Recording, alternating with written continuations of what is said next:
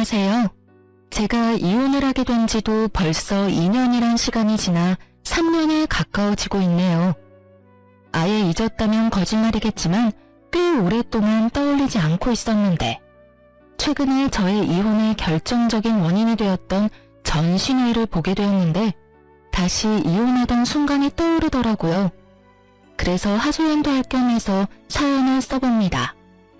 긴 이야기가 될 수 있지만 한번 들어주시겠어요?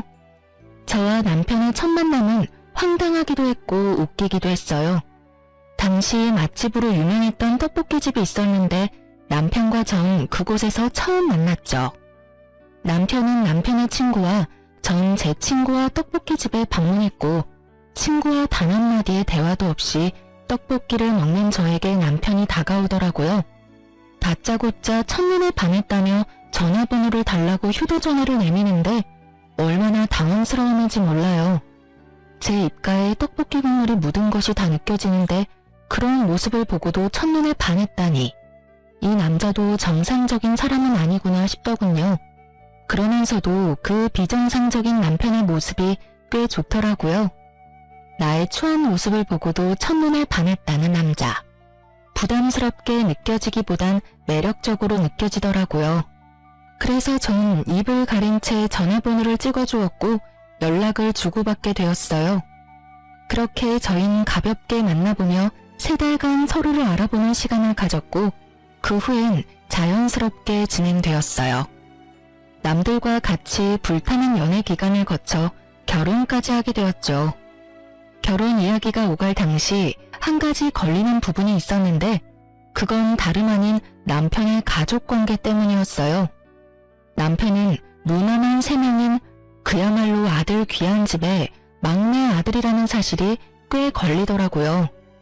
이세 문제는 시모가 아들 못 낳는 서러움이 컸던 터라 딸이든 아들이든 원하는 시기에 하나만 낳아서 잘 키우면 된다고 말해준 덕분에 안심이 되었지만 문제는 시모가 셋이나 된다는 것이었어요. 결혼하는 순간 시모가 1명이 아닌 3명이 될 것만 같은 그런 느낌적인 느낌이 쉽사리 사라지지 않더라고요. 제가 알게 모르게 걱정하는 눈치니 남편이 이렇게 말하더군요. 자기가 그렇게 걱정할 필요 없어. 누나들 다 시집가서 애 키우고 산다고 나한테 신경 쓸 겨를이 없거든. 다들 본인 가정 지키며 산다고 바빠. 전 이런 남편의 말을 믿고 결혼을 하게 되었고 남편의 말대로 친구들은 저희 부부에게 무관심에 가까울 정도로 관심이 없었어요. 그 흔한 안부 연락조차 없더군요. 가끔 제가 안부차 연락이라도 드리면 연락해준 건 정말 고마운데 앞으로는 굳이 이러지 않아도 된다며 저를 위해주셨고 전 오로지 부부 사이만 신경 쓰며 행복한 신혼생활을 즐기고 있었어요. 그렇게 행복한 4년이 지나고 잘 사는 줄만 알았던 둘째 시누이가 남편의 외도로 인해 갑작스럽게 이혼하게 되었고 새로운 둥지를 시댁에 틀게 되며 저희의 다툼은 시작되었어요. 이혼하고 돌아온 둘째 시누이는 전혀 다른 인격의 사람이 되어 있었고 그 예민함은 말로 할 수 없는 정도였죠. 가끔 시댁에 가는 날이면 저를 향한 안 입고 온 시선과 함께 어떻게 해서든 트집을 잡고 싶어 안달이 사람처럼 꼬투리를 잡기 시작하는데 정말 미칠 지경이었어요. 한날은 남편이 퇴근이 늦어져 예상했던 시간보다 시댁에 늦게 도착하게 되었고 엄연히 제 탓도 아닌데 저를 나무라기 시작하더라고요. 왜 이렇게 늦어? 집안에 제일 어린 것들 때문에 도대체 몇 명이나 밥도 못 먹고 기다리는 거야? 아, 죄송해요. 많이 시장하시죠? 이 사람이 생각보다 퇴근이 늦어지는 바람에 조금 늦었네요. 그걸 변명이라고 해? 그러면 올케라도 먼저 와서 어른들 식사 준비를 했어야지. 이게 뭐야? 올케가 늦는 바람에 내가 식사 준비 다 했잖아. 혹시 올케 일부러 늦은 거 아니야? 일하기 싫어서? 아니에요, 형님. 이 사람한테 물어보세요. 정말 이 사람이 금방 마친다고 해서 기다렸는데 생각보다 지체되는 바람에 늦은 거예요. 전 억울함을 토해내며 남편을 향해 얼른 돕지 않고 모아내는 눈빛을 보냈고 이런 제 마음을 알아챈 남편이 제 말에 동의를 하며 제 편을 들어주더라고요. 비록 그 동맹은 길지 않았지만요. 아니야, 누나. 나영이는 진짜 나 퇴근하기 전부터 회사 앞에 와서 기다렸는데 내가 갑자기 일이 생겨서 늦었어. 갑자기 생긴 일이라 나영이한테 연락해줄 틈도 없었고 그래서 나영이는 그저 기다릴 수밖에 없는 상황이었어. 어머, 얘 봐라. 너 꼴에 지금 네 와이프 편을 드는 거니? 이혼한 누나 앞에서 참 잘하는 짓이다. 아니, 누나, 그게 아니라 나는 그냥 누나가 오해하고 있길래 우리 상황은 그랬다고 설명해주는 거야. 그래? 그러면 알겠어. 자칫하면 나 서운할 뻔했잖아. 그건 그렇고 다음부턴 아예 따라와.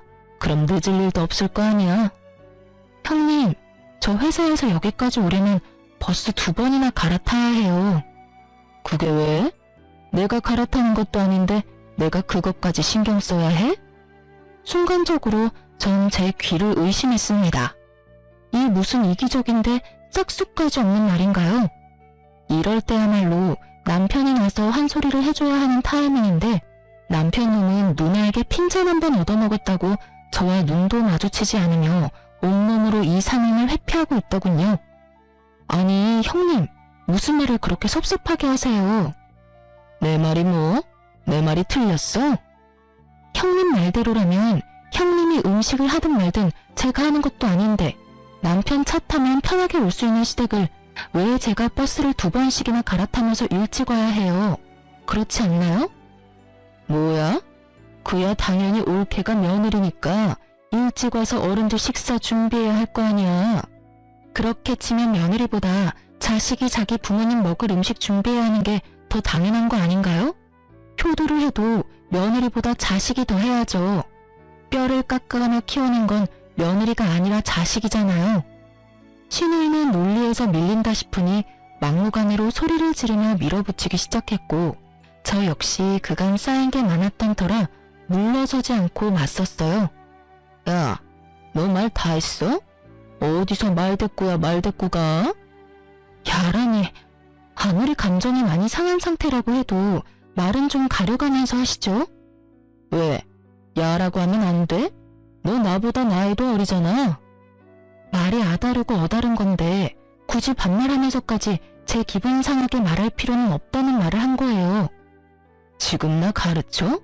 네가 뭔데 나한테 이래라 저래라야?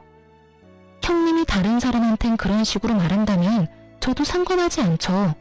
저 하나 먹고 살기도 바빠 죽겠는데 미쳤다고 제가 상관하겠어요? 그런데 지금은 형님이 저한테 그런 말을 했고 제 기분이 나빴으니 충분히 말할 수 있는 상황이죠. 제가 당사자니까요. 한마디도 지지 않고 자신의 누나한테 말대답하는 제 꼴이 보기 싫은 것인지 남편은 버럭 화를 내며 시누이 편을 들더라고요. 당신 지금 누나한테 이게 무슨 말버릇이야? 당장 누나한테 사과하지 못해? 전 너무 황당해 코웃음만 나오더군요. 남편은 저에게 사과를 강요했고 전 그런 남편의 말을 무시한 채 시댁에서 머물 때 쓰는 저희 방으로 들어가 버렸습니다. 뒤이어 남편이 따라 들어오고 자신이 생각해도 너무했다 싶었는지 늘 하던 식상한 멘트를 날리기 시작하더라고요. 당신도 잘 알잖아. 내가 말은 그렇게 해도 당신 편이라는 걸. 요즘 누나가 상황이 그렇다 보니까 좀 많이 예민해. 당신도 알다시피 누나가 원래 그런 사람은 아니었잖아. 그러니까 당신이 조금만 이해해줘. 이 시기만 지나면 곧 괜찮아질 거야. 응?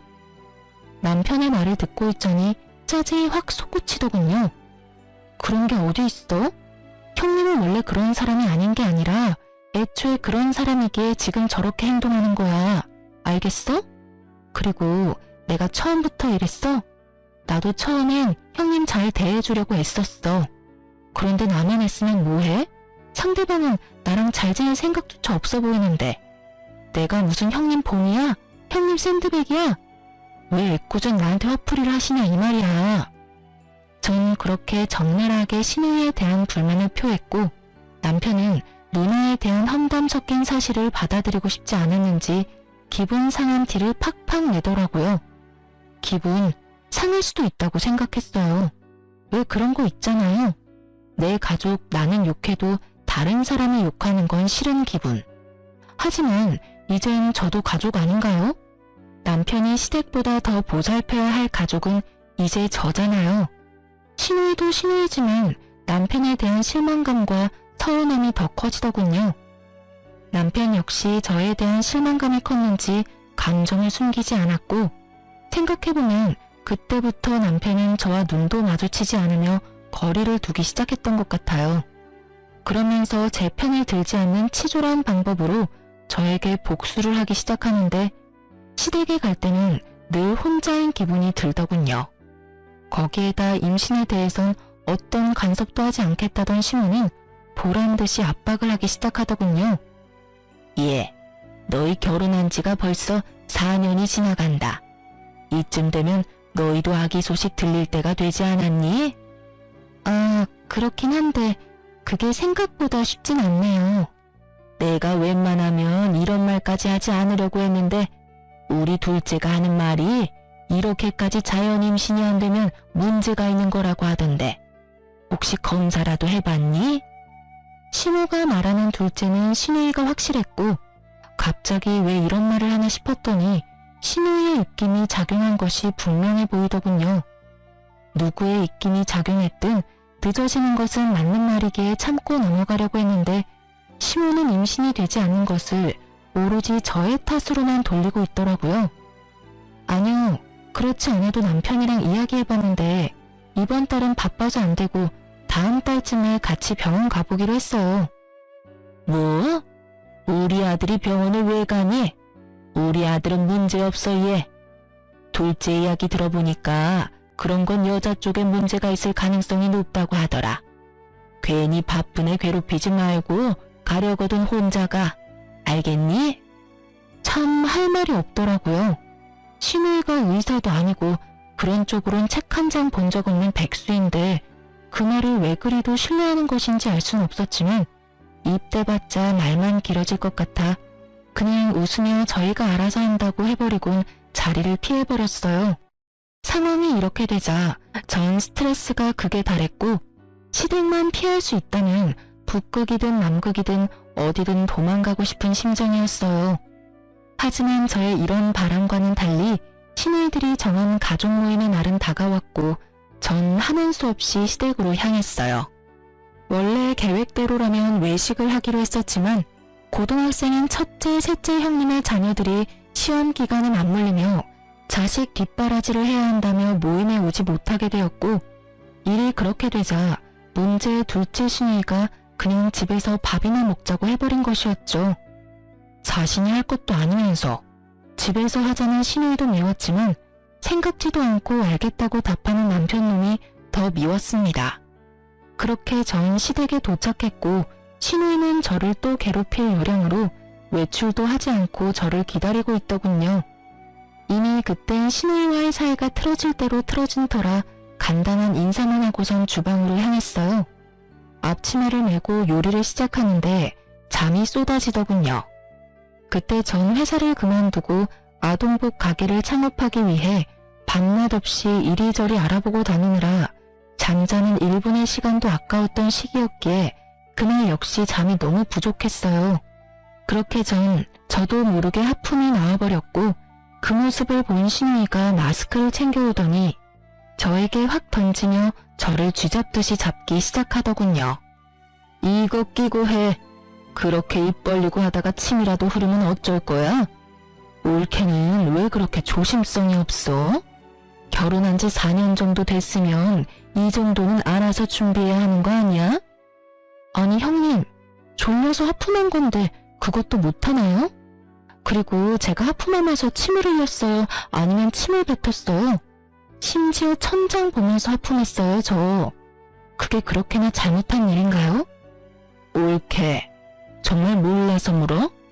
어른들 드실 요리하면서 하품하는 자체가 더러운 행동인 거야. 알겠어? 오늘은 아쉬운 대로 이 마스크 쓰고 하고 다음부턴 주방에서 쓰는 투명 위생 마스크 사와서 그거 쓰고 해. 알겠어? 이 무슨 말도 안 되는 소리인가요? 시댁이 무슨 대기업 구내식당도 아니고 재채기도 아니고 제가 무슨 병균도 아니고 하품 한 번 했다고 마스크까지 끼라뇨. 뭐 청결을 위해서 마스크쯤 낄 순 있다고 생각해요. 하지만 신우이의 말투와 표정에서 그저 제가 싫어 걸어오는 시비라는 것을 드러내고 있었고 이쯤 되니 전 참을 수가 없더라고요. 제 성격도 좋은 편이 아니었던 터라 이 정도면 할 만큼 했다는 생각이 들었고 계속 참고 살다간 모르긴 몰라도 정신병에 걸릴 것만 같았어요.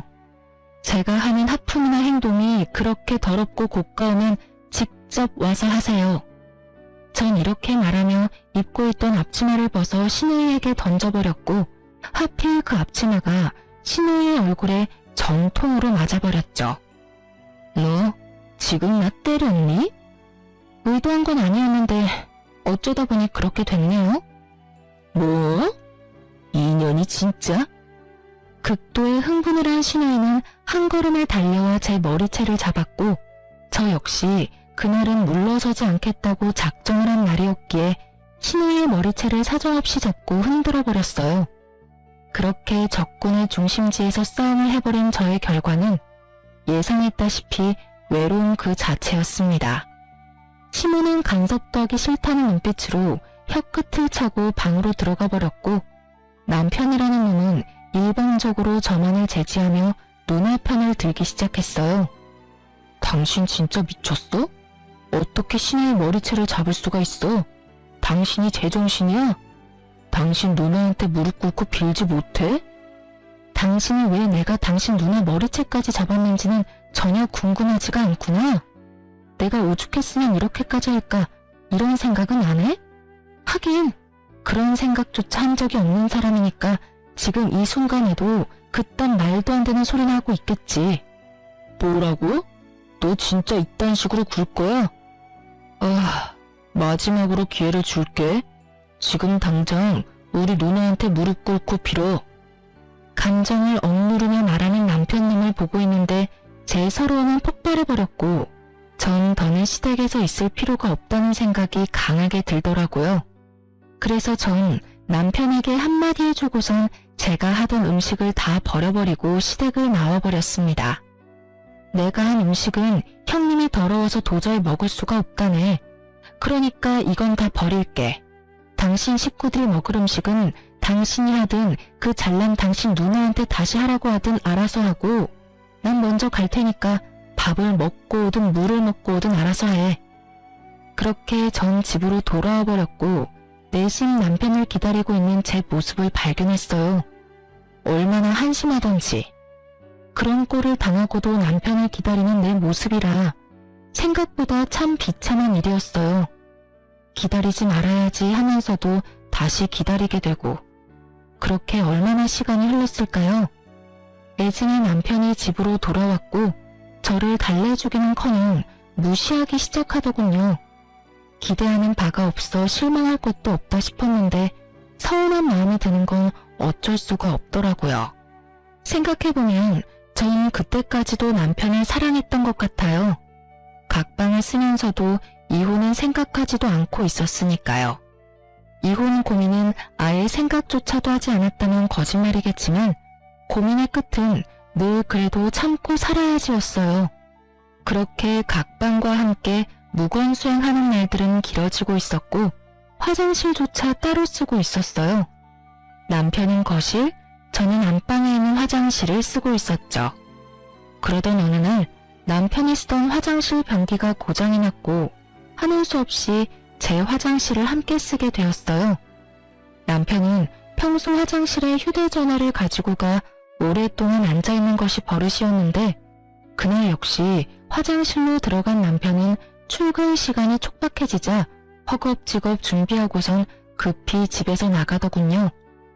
남편이 나간 후 저 역시 씻기 위해 화장실로 들어갔고 선반 위엔 남편이 깜빡하고 두고 간 남편의 휴대전화가 덩그러니 올려져 있더라고요. 전 남편이 현재 쓰고 있는 방에다 가져다 둬야겠다고 생각했고 휴대전화를 들어 올리는 찰나 전화가 오더군요. 주대리. 액정에 보이는 것은 주대리였어요. 순간적으로 드는 생각이 출근한 남편이 휴대전화가 없음을 알고 주대리의 휴대폰을 빌려 전화했구나 싶었죠. 전 그렇게 아무런 의심도 없이 전화를 받았지만 생각했던 남편의 목소리가 아니었죠. 아니, 정확히 말하자면 상대방이 아무 말을 안 하더군요. 쎄한 마음이 들어 다시 한번 누구냐며 말을 꺼냈어요. 여보세요? 여보세요? 말씀하세요. 저 이 휴대전화 주인 아내 되는 사람인데요. 저희 남편이 휴대전화를 두고 갔는데 알고 전화하신 거 아니에요? 아, 아니에요. 전화를 잘못 건 것 같네요. 그렇게 전화가 끊겼는데 이상하더라고요. 당연히 남자일 줄 알았던 주대리가 여자인 것도 이상했지만 무엇보다 이상했던 것은 떡하니 남편 휴대전화엔 저장되어 있는 번호인데 잘못 걸었다며 끊어버리니까요. 물론 남편과 아는 사이이긴 하지만 남편에게 전화를 걸려는 것이 아니었을 수도 있겠죠. 하지만 저의 직감은 무언가 큰 것이 저를 기다리고 있다는 느낌이 강하게 들더군요.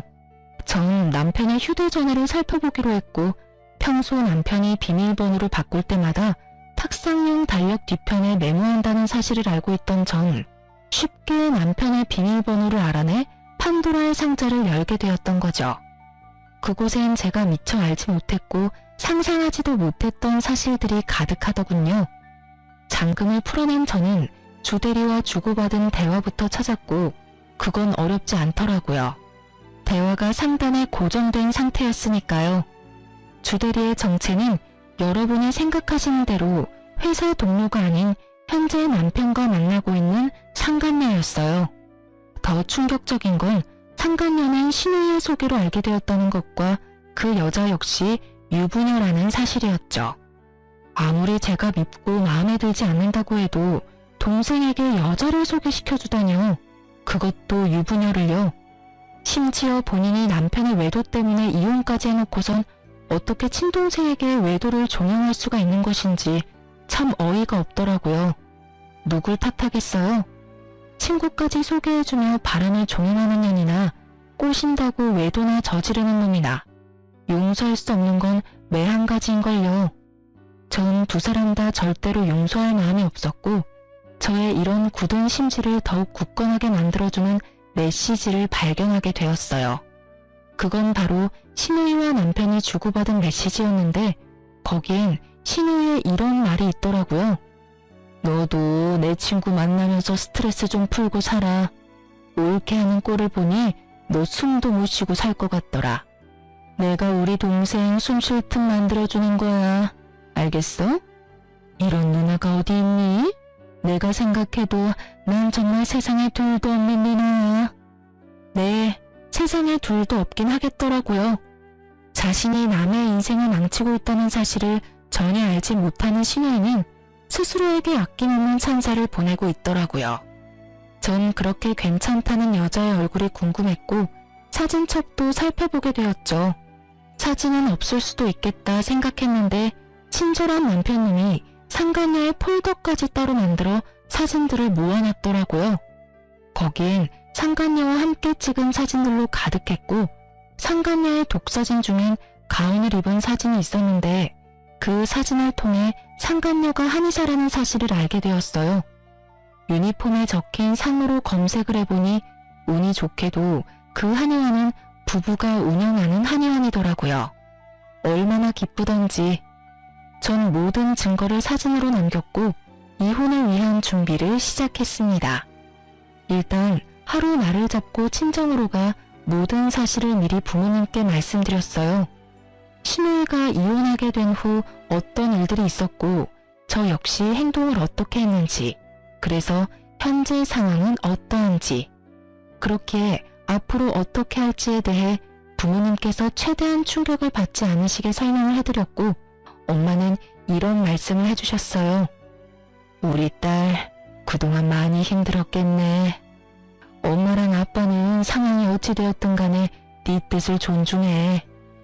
말이야 바른 말이라고 네 인생 네가 살지 우리가 살아주는 건 아니잖아. 그러니까 우린 신경 쓰지 말고 네 뜻대로 해. 네가 하고 싶은 대로 하면 엄마랑 아빠는 네 뒤에서 아낌없이 응원해줄게. 알겠지? 고마워 엄마. 그리고 아빠. 이혼을 결정하고 난 뒤 가장 걱정스러웠던 건 부모님의 반응이었는데 그것이 잘 해결되고 나니 거침이 없어지더라고요. 전 바로 다음날 한의원으로 찾아갔어요. 그날은 상간녀는 쉬고 그 남편만 진료를 보는 날이었고 전 저의 진료 순서가 마지막이 될 수 있게 마지막 진료 시간에 맞춰서 병원에 방문했습니다. 계획대로 전 마지막 환자로 진료실에 들어가게 되었고 드디어 상간녀의 남편을 마주할 수 있었어요. 상간녀의 남편은 친절하게 저의 상태를 물어왔고 전 외도 증거들을 내밀며 이렇게 말했어요. 어디가 불편하셔서 오셨을까요? 제가 요즘 이것들 때문에 화병이 날 것만 같아서 찾아왔어요. 한번 봐주시겠어요?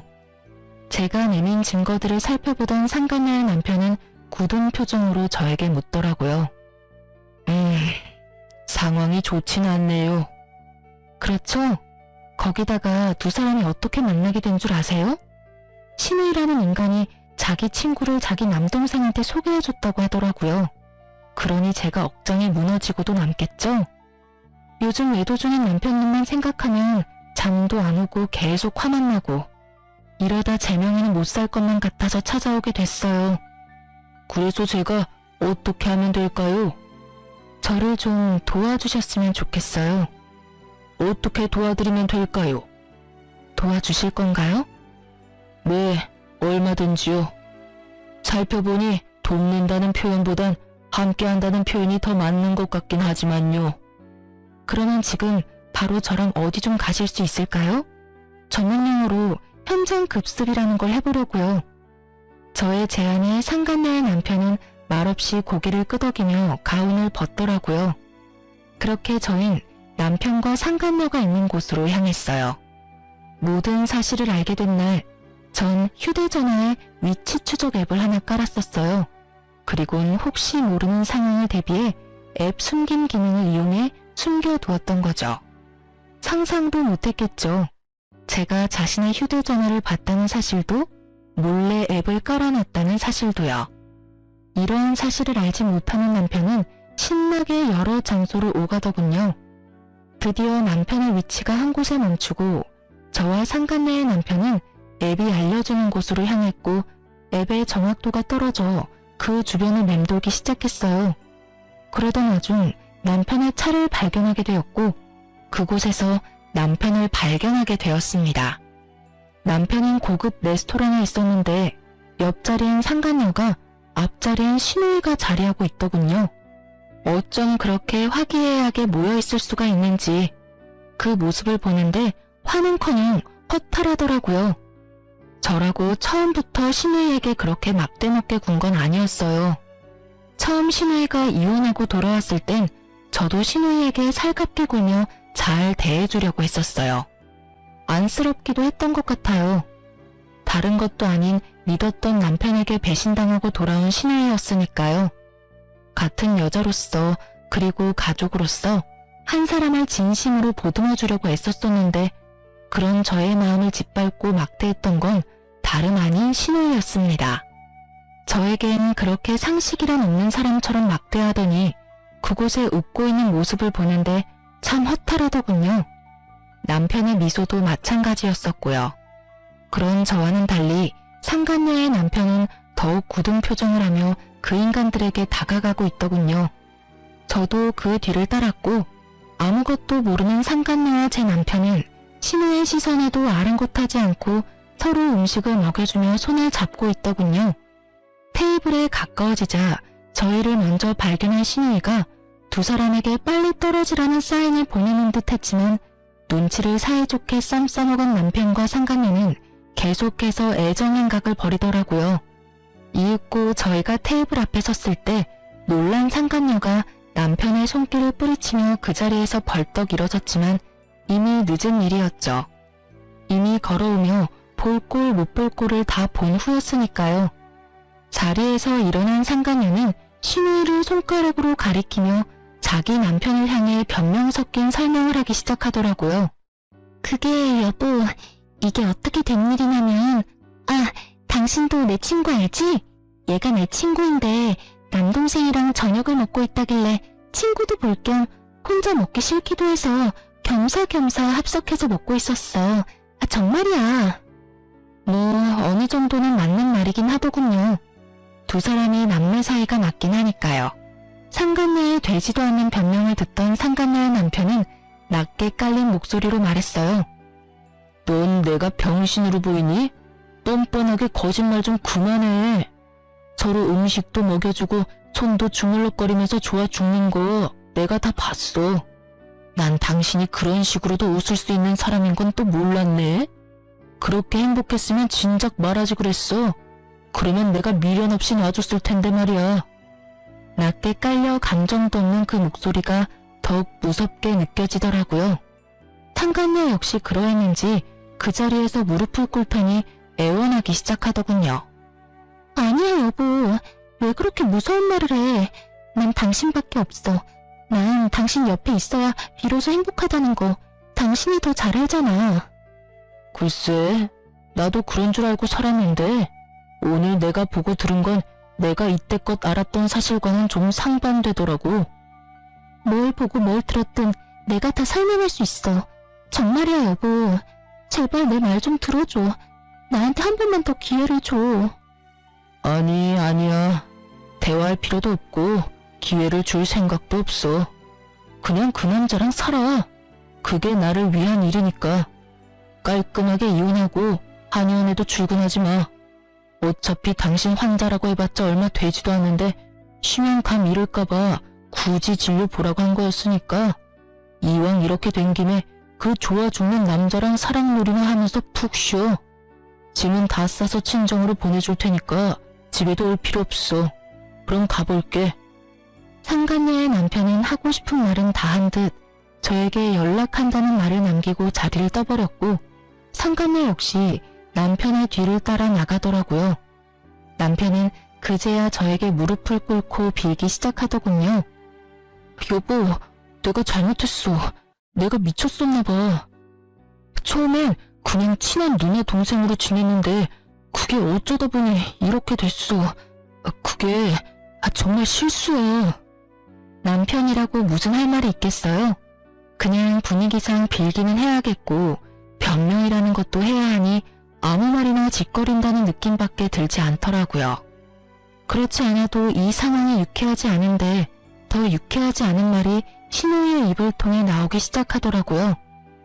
넌 무슨 큰 죄를 지었다고 무릎까지 꿇어? 네가 잘못한 게 뭐 있다고? 잘못은 너보다 올케한테 있지. 그렇지 않아 올케? 입으로 뱉는다고 다 말이 아닐 텐데 이것도 말이라고 짓거리는 신우이를 보고 있는데 참 기가 막히더군요. 계속 해보세요. 어디까지 헛소리 하나 드러나 보게요. 말이나 바른 말이라고. 그렇잖아. 올케가 내 동생 키를 얼마나 죽였어? 뻑하면 눈치 주고 잔소리하고. 그것뿐이야? 시댁하고 잘 지내보려는 노력도 하지 않고 말대꾸나 꼬박꼬박 하지를 않나? 신의 머리채를 잡지 않나? 올케가 그딴 식으로 구니까 얘가 바람을 안 피우고 배기겠어? 아, 그런가요? 그래. 그리고 이제 와서 하는 말인데 애초에 두 사람 어울리진 않았지. 우리 동생은 좋은 대학 졸업해서 대기업 다니고 있는데 지금 올케는 뭐 백수잖아. 남편 돈 받아서 편하게 사는 백수. 동생아, 이참에 그냥 이혼해. 일도 이렇게 됐고 너 어차피 올케하고 잘 살긴 글렀어. 깔끔하게 이혼하고 내 친구랑 연애나 하면서 살아. 한의사, 얼마나 좋아? 연애까지 하다가 결혼까지 하면 더할 나위 없이 좋고. 저도요, 좋은 대학에 좋은 회사 다녔어요. 비록 지금은 꿈을 위해 회사를 그만두고 창업을 알아보고 있긴 하지만 생활비도 빠지지 않고 내고 있고요. 물론 창업 준비도 제가 이제껏 모은 돈으로 하고 있어요. 그런데 제가 왜 시댁에 빌붙어 살면서 일도 하지 않고 생활비조차 내지 않는 신우이에게 이딴 말이나 들어야 하는지 모르겠더군요. 어디까지 하나 들어보려고 했는데 할 수 있는 헛소리는 다 들은 것 같고 참고 더 들어줄 수도 없었기에 저 역시 참았던 말을 쏟아내 주었어요. 정말 궁금해서 물어보는 건데 형님도 남편 기죽이고 눈치 주고 해서 형님 남편이 바람 피웠어요? 그래서 이혼까지 당했고요. 뭐야? 너 말 다 했어? 다 했겠냐? 아직 한참 남았으니까 할 말 있으면 그때 해. 이혼당하고 친정에 빌붙어서 살면 조용히나 살지 이게 무슨 짓일까? 아무리 생각해도 내가 이해가 안 돼서 그래. 동생이 바람 피운다고 해도 말려야 할 판국에 여자를 소개해줘? 바람 피우라고 부추겨? 참 대단하다 대단해. 야, 너 진짜 내가 가만 안 둬? 나는 뭐 널 가만두고 싶어서 가만히 있는 줄 알아? 그 입으로 나오는 한마디 한마디가 워낙 다 개차반이라 내가 대꾸할 가치를 못 느껴서 가만히 있었어. 그런데 하는 짓도 쓰레기이니 내가 널 어떻게 해야 할지 모르겠다니까? 야! 고함을 지르며 금방이라도 저에게 달려들려는 신우이에게 전 상간녀가 먹던 와인을 그대로 뿌려버렸습니다. 남편놈은 아무 말도 하지 않고 그저 바라만 보고 있었고 전 그런 남편놈의 머리 위로 상간녀와 먹던 음식들을 부어버렸어요. 두 사람 다 제가 이 정도까지 할 거라 예상을 못했는지 어버버하며 와인과 음식을 닦아내기 바쁘더라고요. 쓰레기 같은 인간한테 딱 어울리는 꼴이다. 당신 이게 무슨 짓이야? 이 정도면 양호한 줄 알아. 오물을 확 부어버리고 싶은 걸 겨우 참았어. 너 아까 그 여자랑 아주 죽고 못 살더라? 한의사가 그렇게 좋았어? 사랑한다, 너밖에 없다고 난리를 부리더니 이제 와서 나한테 왜 무릎까지 꿇고 그래? 뭐? 실수? 넌 실수라는 단어의 뜻을 모르니? 그게... 내가 미안해. 내가 정신이 나갔었나 봐. 남편은 다 기어들어가는 목소리로 고개를 숙였고 신우이는 와인을 다 닦아냈는지 저를 죽일 듯이 노려보고 있더라고요. 그 한심한 두 인간과 계속 같은 장소에 있었다간 큰일을 낼 것만 같아서 중요한 한마디만 던져주고 그 자리를 벗어났어요. 그만하자 그만해. 우리 이혼해. 집은 한동안 내가 지낼 테니까 너는 네 누나랑 같이 가. 그렇게 전 집으로 돌아왔고 소식을 전해 들은 시모에게서 전화가 오더군요. 딸도 이혼하고 돌아왔는데 아들마저 이혼이라니. 시모 입장에선 이건 절대로 말려야 한다 싶었겠죠. 아가, 이게 무슨 일이니 도대체. 이혼이라니. 말 그대로예요. 저 어머님 아들이랑 이혼하려고요. 갑자기 왜 그래? 너희 싸웠니? 아니, 아무리 싸웠다고 해도 이혼이 그렇게 쉽게 결정할 문제야? 상황이 이렇게 심각한데 이 와중에 시모에게 아무 말도 하지 않은 것 같더라고요. 숨긴다고 숨겨줄 것도 아닌데. 그래서 전 있는 사실 그대로 시모에게 알려줬어요. 그냥 싸워서 헤어진 게 아니고요. 남편이 바람 피워서 이혼하고 돌아온 어머님 딸이 충격이 컸는지 자기 친구를 어머님 아들한테 소개해줬더라고요. 뭐라고? 그게 사실이야? 놀랍게도 사실이에요. 자기도 이혼했으니 동생도 이혼하길 바랬나 보죠 뭐. 동생한테 여자나 붙여주는 누나나 조강지쳐 내팽개치고 바람이나 피우는 동생이나 둘 다 참 생각도 없고 어이도 없고 상식도 없던데요. 그러니까 저한테 전화해서 이러지 말고 어머님 자식들이나 볶으세요. 전 이혼 준비로 바빠서요. 그럼 들어가세요. 모든 사실을 안 시댁에서 내심 두 사람을 쫓아내주길 바랬는데 두 사람이 그 모양 그 꼴인 건 이유가 있지 않겠어요? 모든 사실을 분명 다 알았을 텐데 시부에게선 이렇게 문자가 왔더라고요. 이야기 다 들었다. 내 이야기를 들어보니 우리 애들 탓만 아닌 것 같더구나. 자고로 집안에서 여자가 남편 내조를 잘해야 하고 시댁과의 관계에서도 여자가 잘했어야지. 오죽했으면 우리 애들이 그런 짓까지 했겠어. 그러니 너도 남탓만 하지 말고 반성 좀 하고 조용하게 이혼했으면 좋겠구나. 웃음이 다 나더군요. 그러면서도 저딴 부모 밑에서 보고 자랐으니 저 모양 저 꼴이지 싶더라고요.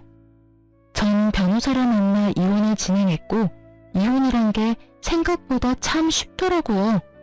시간이 걸리긴 했지만 쉽게 쉽게 이혼하게 되었어요. 상간녀 때문인지 남편은 이혼 이야기를 꺼낸 저보다 이혼을 서둘렀고, 제가 이혼 당시 원했던 공동명의 집도 신우이에게 청구했던 위자료도 비교적 깔끔하게 받고 끝날 수 있었어요.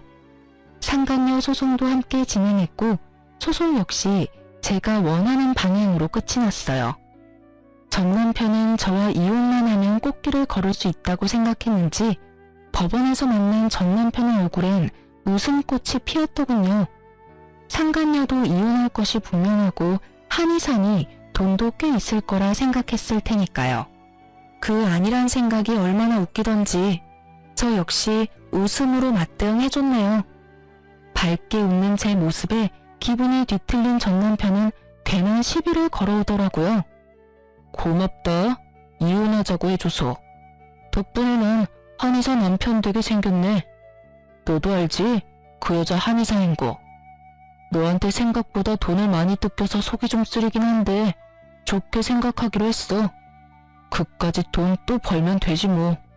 그러니까 앞으로는 각자 알아서 잘 살자고. 난 잘 살 건데 너는 어떨지 모르겠다. 어쨌든 무운을 빌도록 해볼게. 그게 진심에서 우러나온 마음은 아니겠지만 말이야. 그렇게 저와 이혼을 하게 된 전 남편의 앞날은 꽃잎도 보이지 않았고 그저 먹구름만 가득한 나날들이 이어졌어요. 제가 무사히 받을 거 다 받고 이혼했다는 소식을 전해들은 상간녀의 남편은 그 길로 전 남편의 회사로 찾아갔고 그곳에서 난동을 피웠다고 하더라고요. 그 얌전하고 차분해 보이는 사람이 난동이라니. 쉽게 상상되진 않았지만 제대로 난동을 피운 건 맞는 것 같더라고요. 그 덕에 전 남편의 회사에 유부녀의 외도로 이혼당한 사실이 알려져 진급도 물거품이 되고 권고사직 이야기도 오가고 있다고 하니 말이에요. 거기에다 전 남편이 믿고 있던 상간녀는 알고 보니 내세울 것은 한의사라는 것 하나뿐인 찢어지게 가난한 집 딸이라고 하더라고요. 그러거나 말거나 전 남편은 이혼하며 한몫 크게 떼나올 수 있을 거라고 큰 꿈에 젖어 있는 것 같은데 그건 그야말로 꿈과 같은 것이었죠. 가난한 집 딸은 시집을 갈 때 맨몸으로 시집을 가게 되었고 그런 상간녀를 너무 사랑한 상간녀의 남편이 집안의 반대에도 불구하고 결혼을 진행했다고 하더군요. 1년도 채 되지 않는 짧은 결혼 생활에 나눌 수 있는 재산은 없었고 상간녀가 누리고 있던 집, 차, 심지어 한의원까지 전부 남편의 명의였기에 상간녀는 그야말로 한의사라는 타이틀 하나만을 가지고 맨몸으로 이혼을 당했다고 하더라고요. 그나마 있던 돈도 저에게 위자료로 주었으니 알거지나 마찬가지였죠. 이제 남은 건 한의사라는 타이틀이었는데 그마저도 쓸모없게 돼버렸지 뭐예요? 그 업계에 상간녀의 전 남편이 이혼했다는 소식과 함께 상간녀가 얼마나 추악한 짓을 하고 돌아다녀 이혼당하게 되었는지까지 소문이 다 나버렸다고 하니까요. 아마 한동안 취업은 어려울 것이라고 하더군요. 남편도 상간녀도 가진 것이 없으니 개업은 더욱 힘든 일이겠죠? 전 준비하던 아동복 매장을 개업해서 잘 지내고 있어요. 운 좋게도 맘카페에 소문이 좋게 나서 매출이 꾸준하게 상승하고 있어요. 사연 처음에 말씀드렸다시피 전 신우이를 마주하게 된 것은 이 아동복 매장이었는데요. 글쎄 전 신우이가 아이 옷을 사러 왔더라고요.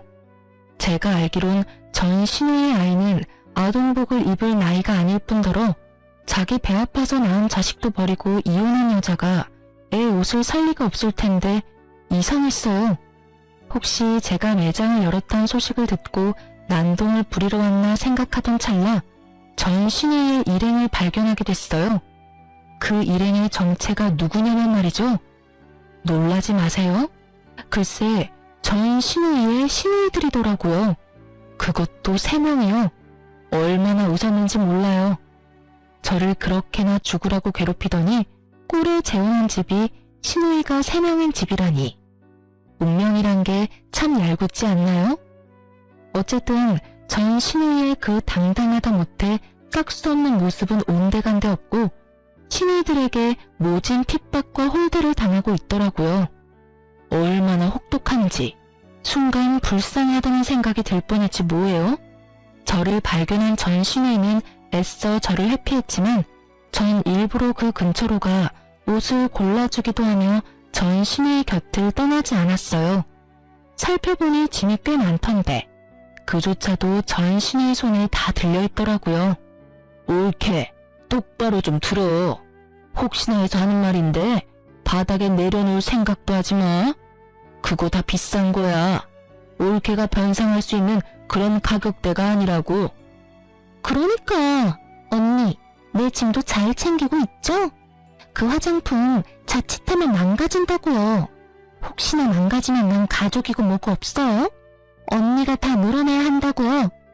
아 맞다, 올케 식당 예약은 했지? 거기 예약 안 하면 자리도 없어. 오늘은 꼭 스시 먹고 싶은데 했지?